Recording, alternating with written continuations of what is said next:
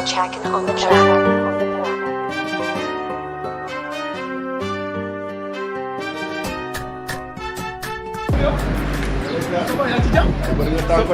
Non, ah bon? Casamia. Ah bon? C'est l'endroit idéal. Ah oui? Ok, Xoolal benn gis ko ñu ma dem ko ñëwoon ko.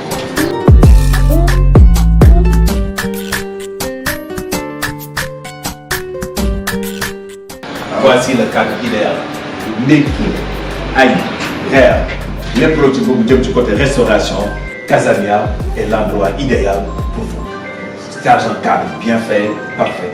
waxatuma la nag boo amee anniversaire wala ay mariage yooyu gâteau vous commandez on vous livre wala nga ñëw sax defee ko fi te loolu sax amul nañ dem ci gannaaw boobu.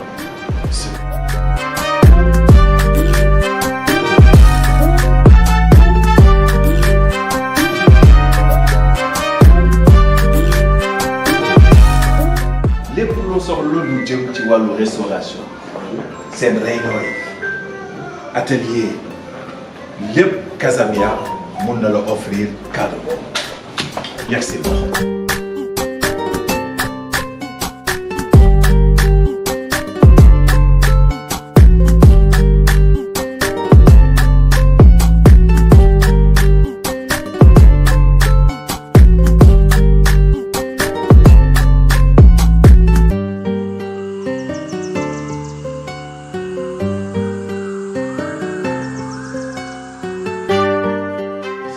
de l'autre même soirée sax bu la neexee parce que on a le cadre idéal pour ay soirée réception lépp pause café mun nañ la ko assurer bu fekkee ni yow da nga ñëw fii pour def sa séminaire voilà te nag Casamia am na leneen lu mu programme vacances yi leneen xale yi di génn fii di dem fu sori rien que pour les loisirs Casamia programme na ay jeux ay billard ay yeneen jeux tombola yi loterie yëpp pour faire vivre les vacances ici à Casamia. dama ne saa waay bu ko nekk kañ dem toog ñu commenté ñu dund lekk.